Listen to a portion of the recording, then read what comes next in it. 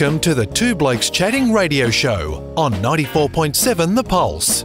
Music, interviews, news and, well, two blokes chatting. Now, here are the two blokes. It is the Two Blokes Chatting radio show live on 94.7 The Pulse, all round Australia, but primarily from Geelong. Well, all round Australia is where we're heading to right now, and it's an absolute thrill to introduce a star of stage and screen. I say screen because last night I saw her on the TV and she was standing on a stage. It is Michelle Leonard, OAM, if you don't mind, Artistic Director for Moorambilla Voices. Good morning, Michelle, and welcome to the Two Blokes Chatting radio show. Listen to you first Saturday with all those superlatives. Happy with that? Fine. Thanks for joining us because I knew you were busy until I actually sat down and watched the documentary last night. I thought I should probably do that. And any thought that you aren't busy is completely blown out of the water by that. Oh, that's kind. I was busy this time last week, I was conducting a rehearsal for Carmina Burana, but the original version with double piano and 5 percussionists. My Lord, we had a good time. Honestly, I just went, this is living, Roy. It was awesome. A little bit of that to get you awake on a weekend is not too bad at all. Well, the option is listen to us and, straight off the bat, you win. Hey, tell us, Rob has only got my storytelling to know exactly what Moorambilla Voices are, and many people out there may not be aware. Tell us about what the thing is to start with. We'll work from there. I often get asked that, and normally before I even get asked that, they say, what the hell does Moorambilla mean? I grew up in Coonamble, and I'm very happy about that, actually. My dad's just about 101. He turned 101 a couple of weeks ago. Loves Coonamble, more so than Geelong. Sorry to... Wow, that's a big... That is big. It's a big call, yep. A lot of intergenerational love there. Loves the flat black country, and so do I. So when I was growing up, my mum was very determined that all of us would learn a couple of instruments each. She saw that as a way to sort of still my fairly active brain, I think, amongst other things, keep me out of the hair. And when I wasn't practicing as much as I should have been, which was often, I'd go out to my dad's property called Moorambilla, and he'd just pop me on the top of the roof of the car, and I'd let me look at the clouds and just imagine stuff, and he'd talk to me about his connection to that beautiful part of the world, his understanding of it. I learned a lot. About how to live your life, actually, and the importance of small communities and intergenerational music making. I mean, we'd all go over to Keady's or someone's, and Mum would be playing piano, and everyone would be singing around the piano. It was sort of normal. By the time I grew up a bit more, it wasn't. And I remember thinking even then, this is a bit stupid. That's not a good way to live. So collectively, we got together, and I got this idea because I was quite well trained as a person who loved choirs, but particularly children's choirs. I'd had a lot of opportunity in Australia and overseas. I thought, that's something I can do. And I think that's really the crux of it, is that you can live in a rural and a remote community. You often leave to get further education, that's still normal, but you don't turn your back on it. And ever since the very onset, I've always wanted to create a space for inclusion and respect. And I think that's a really excellent way to live your life. And I happen to use that vehicle of choirs because that's my first love. But over the years, we've used and continue to use the beautiful art forms of dance and taiko, this Japanese drumming. It's amazing. And visual arts. And over all of these 18 years, we've had elders and language holders and thousands of children and families and volunteers who also believe in the pursuit of excellence and equity and opportunity, but it's all through music. So everyone connects to country, everyone walks together, and it really just came from me being in Coonamble as a kid and going, this seems to be a really good way to live your life, and let's do that. So we should just do a couple of things. First of all, tell people where Coonamble is, and by my reckoning, if you get to Dubbo and keep driving north, you go through Gilgandra, then you go through Canamble, then you go through Lightning Ridge. That's the part of the world we're in. Yeah, you've got to get through Walgett first, though, no? Oh, of course, yes, that's my mistake. I always get Walgett and Lightning Ridge around the wrong way.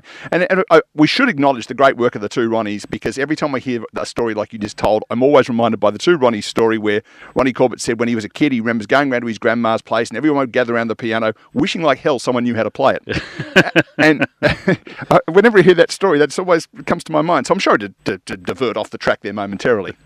No worries at all. I just think, just normalising singing. It's just like my dad's family. They, his mum and his mum and dad met. She was a brilliant violinist, and he was an okay clarinetist, but, sounds like a lovely human. And they met playing in the orchestral pit for the black and white movies in the Plaza Theatre in Canamble. There was live music making around in regional towns and in Sydney, like where I did that gig last weekend. It's a sprung dance floor. It's a beautiful Petersham Town Hall from the 1930s.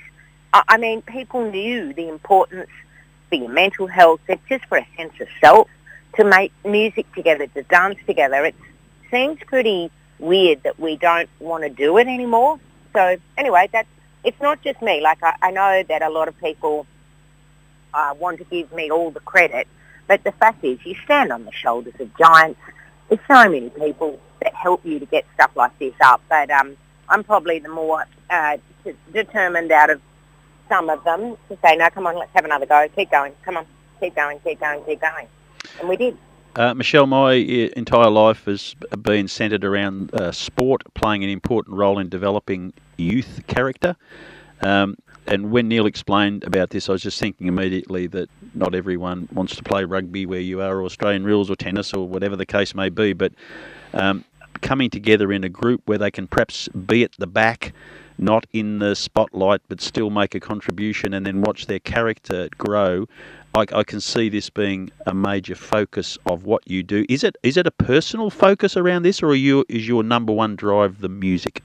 Oh, my number one drive has always been singing, actually. And interestingly enough, I started with boys, and I got them singing with their dads and their uncles and their grandfathers 18 years ago from Moorambilla, because, and I'm fortunate enough to have three glorious, oh my God, raggedy sons, and they love sport, but they also love singing, and they love music. And I think as a country, it's great if instead of saying either or, we say and. Yeah. Throw yourself around on the football field, go nuts, train hard, and then come and sing in the choir. And one doesn't, the skills that you learn about group dynamics and leadership and resilience under pressure, they don't change from one ensemble to the other. In fact, they're amplified. Now, I love singing because you can carry your instrument with you. You don't have to necessarily, and a lot of the communities that I deal with, they don't have a lot of tertiary educated, qualified music educators. They don't have a whole band's worth of instruments and resources, but everyone has a voice. And with a little bit of support and training, you can perform at an extremely high level musically and experience all of those amazing things that happen in a performance, but also when you hear inside the music at a really young age. So that was my focus, yeah. But I get the sport thing. My Ignatius is rugby league obsessed, and I'm learning about that art form, and it is an art form actually. Watching them train, it's a lot like watching dancers. It's quite extraordinary. Because I think one of the things we've been banging on this program for about 150 shows, brackets, that's how many we've done, close brackets, is the importance of clubs, and we tend to talk about sporting clubs because that's kind of our background. If you heard Rob and I singing, you'd understand why we did sport. And and in country towns 2 generations ago, you'd meet your partner at the local church. And of course, as people's church attendance has dropped off, so the local footy club or tennis club or cricket club has become somewhat of the community focus in many places. Yep. I was taken by the story of the young fellow that was in the story, in the documentary. I think his name was Mac, who his dad begrudgingly said, "Oh, we took him along to rugby, but it seemed that he wasn't very interested in that." And you've got a young fellow there who has skills coming out his ears, passion for what he's doing, and yet in most country towns would be ostracised simply because his choice is to get into dance and into singing. Well, and the interesting thing, and I love that family, and I love Matt. I've known them forever. His brother is actually a Waratah. So when his father said his brother really does play, he wasn't joking. And Matt always was, he's funny. You see him walking out just to make his mum laugh, basically, on the stilts. And no one bats an eyelid because it's Matt. We all know people like this. Those creative problem solvers, the quirky ones, they're the ones that actually push ideas and society forward. And the idea that somehow that is wrong or weird and should be quashed, it just annoys me. And that you have to live an inner life instead of, out, because you give permission for other people to be the same, So Moorambilla was about finding these opals, I suppose, out in the region. Literally in one case. Literally in one case. Her name's Opal. What a glorious voice Opal has, and so many kids like her. But, when you find your tribe, it doesn't really matter who or what it is, you get a better sense of yourself. And for me, it's this idea of conversations that we've got to have as a country on inclusion and respect.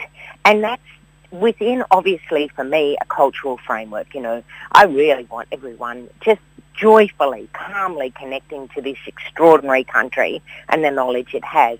But it actually goes wider to there are phenomenal, interesting, educated, magnificent humans in remote and rural communities. And when you aggregate that, the power is immense. It doesn't all happen in Sydney or Melbourne or in Adelaide or Brisbane. And the people that are often here, they also have a longing to go back to perhaps where only 2 generations their family lived. So it's this idea of not either or, but and.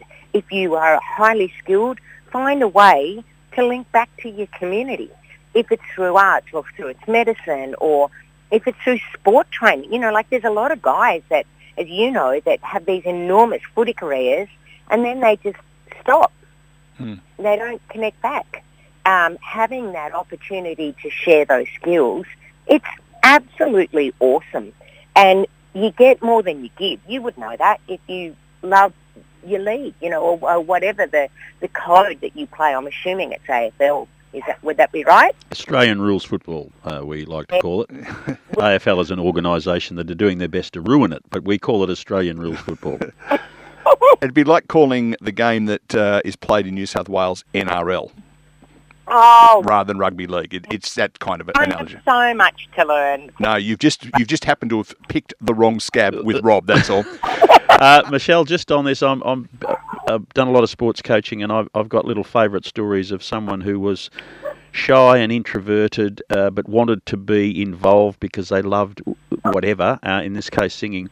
Have you had little special stories of people that on the back of being involved in music and then having faith and confidence in their own voice, that they've developed character that has surprised and impressed you? I think I have more that do than don't. Yeah. If you're in year 3, you're 8 or 9, and you leave your family home to go away on a camp, meet another 80 or so kids that you've never met before, sing in another language, dance where you've never danced before, been in a choir rehearsal and the rigour of that, and then gone back home, said, yep, I'm going to do it again, and 98% of our kids do it again. They come back in the September and then they're in front of a massive audience, but they're also playing with the best of the best chamber orchestra musicians or a full symphonic orchestra under lights. It's life-changing.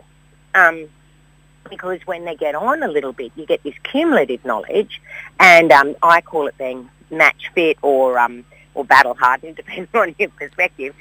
When someone says, "Can you go for a job interview?" and "Can you do this?" or "Can you fix up the till at the end of the day?" or give them an extra thing to do, it's absolutely no worries. Can you speak in public about my school? Can you meet this minister? Or can you advocate for something in our community that we really want? There's no problem. They do it, and they do it elegantly. That's what I love. I think the other thing too that comes through, Michelle, obviously, and when I say you, you and your team, the work that goes into it in terms of bringing together people. I look at a couple of those kids from places like Cobar and Lightning Ridge and places like that where there might be 5 people in the town of their age group. We're talking grade 3 and grade 4 folks, in case you're wondering how old these kids are. So 8, 9, 10 years of age. Those kids are only going to have a very limited group of people around them within 50 Ks, 100 Ks. By bringing them into the one place, where, as you say, with 80 or 90 other kids, just their capacity to see the outside world must be just mind-blowing for some of them. And you look at them on the bus as they're coming along in the documentary, and they're looking out the window and calling out the fact there's an emu running past, and just stuff like that they would never have the opportunity to do. Before I watched the documentary, I was pretty impressed. Otherwise, you wouldn't have got a Guernsey on this high-rating radio program, you understand. But after watching the documentary, I was just really taken aback. Oh, that's so kind. I think the thing is, I've always said I wanted people to have a life of possibilities. No one ever said to me when I was growing up in Canamble, "Oh, no, first, you'll never make it as a conductor, you'll never make it as a classical musician." Now, it's quite possible that they didn't know what they didn't know. But I never put a ceiling on it. And for whatever reason, that sort of resilience and have a go, eat a teaspoon of concrete, Leonard, and get on with it, that seems to pervade a lot of, Western New South Wales. Just have a go, get into it. And when I see, really we shouldn't actually have to exist, because what we're doing should be everywhere. Let's put that right out there, but it isn't. And so subsequently, we run buses to pick children up to minimise all these barriers of them being able to come. I can take a child at 8 and I will finish seeing them at 18. Let me assure you, by the time they've done that amount of time with Moorambilla Voices and met the artists and the elders and the cultural holders, and also a massive amount of performance opportunities, they fly. It doesn't matter what they choose to do. Some end up in tertiary institutions with music and in lots of other areas. Others end up as community leaders, but they are just amazing. And they're so resilient and they back themselves. And a lot of the conversations that people want to have about rural and remote communities is about a lack of mental health, about a lack of opportunities, about, the youth of today, they're not doing this, and it wasn't this, and it wasn't that. What I want to do is just throw that to the side and say, they're magnificent. We sing with joy. We dance, we connect, and we want you to remember life's full of possibilities, and it's positive. Stay positive. Stay in your positive mindset and have a really red-hot go. And that's, I use music. But if people all around the country go, well, I could do this in any other way, then my work's done, I think the other thing that comes through is the language that's used. And a couple of examples, I think his name was Justin, the young fella who said, I couldn't see myself in any leadership position, but Michelle saw it, and now I'm being a leader. There's a belief thing. But another thing that came through quite a bit was people leading the camp telling the kids that they love them. And I suspect there are kids going through the program who, I know you said, I think 85% of them, you have to have some financial support to get them there. Yep. So they're underprivileged, and I hate using that word, but you know what I mean. In some instances, I suspect underloved. And being part of this has got to just be a massive boost. So I was sitting there blown away by the whole thing, to be honest. I think it's important. We undervalue the role of educators or people in leadership in communities to look after kids and give them an opportunity to thrive. And if you eyeball someone at any point in their life and say, you're good at this, you have something valuable to offer this world, and I love your capacity, I love who you are, and I love what you're going to become, it just, stand taller. And it's true. I love those kids. I love those communities. And I must have, because, I've had 4 of my own children, and I haven't dropped the ball in 18 years of doing this. I've always gone out. I've always done the workshops. We've always delivered. And it hasn't always been easy. And the funding has always been a challenge. but there is a generosity and there is a belief that it is really important. And then we have donors. You know, some donors give $20 a year, some give $20 a month, some give $20 a day. You know, it doesn't matter. They all, you know, sort of want to work with you, and it makes it makes you feel like it's possible, you know. And that's really the thing. Is someone saying to you, "I believe in you. You're awesome, and I'm going to give you every chance to thrive." Some kids get that in an educational environment, some don't. Some get that at home, some don't. But you get this wonderful amplification of that effect when you put everyone together and then you put them under the pump of a performance. And it's spine-tingling. Like the audiences, they literally go nuts. Michelle, just listening to Neil and you talk about the doco and what comes out of it, and things about the education system. We know it's wrong, and particularly the New South Wales one's taken a hell of a beating lately. Your methodology, do you have the energy to make change further up, or do you think you're doing your work and time would be far better spent in the lane where you're in now, doing the wonderful work you're doing it? With the children that are already in your control. Yeah, it is. I think you can't really have one without the other, but you've got to put the emphasis on the right syllable. Let's put it that way. So if I was recently given a wonderful award through AgriFutures, and it's given me an opportunity to have conversations with other journalists and other people in the media that perhaps I wouldn't have necessarily pursued myself. And that's sort of an advocacy role for excellence and for equity of opportunity for music and arts education. You know, I think it's really, really important to say it's not either or. Of course, every child should have the opportunity to play a sport and be healthy. Every child should also have the opportunity to be mentally healthy and in a space where they feel cherished and loved. Part of all of that is their educational framework, and for me, a sense of self comes from being able to express yourself and being able to express yourself creatively and join and do that in your daily life all the way through your life. That's vitally important. So to say to schools and other institutions that you're a weirdo, well, there's something wrong with you if you want to pursue the creative industries, that is a conversation that needs to be null and void, in my opinion. And if that's what I get to do and say to ministers or say to whoever, look, mate, I'm sorry you can't carry a tune in a bucket and someone told you couldn't sing, but actually you can. But more than that, stop trying to deny the opportunity to other people because you can't. Yeah, I just think there's a very sad disrespect for our educators, and it's not just in your field. I mean, all of them. I think the discussion around school teachers at the moment right across the country, but particularly in your neck of the woods, is sickening, and I hope it changes, and maybe someone like you can drive that change. Oh, that's kind. As long as I get to see the kids and go back out to these communities, like the landscape is inspiring. I spent last week I was out at Narran Lakes and in Coonabarabran tracing the river system out there.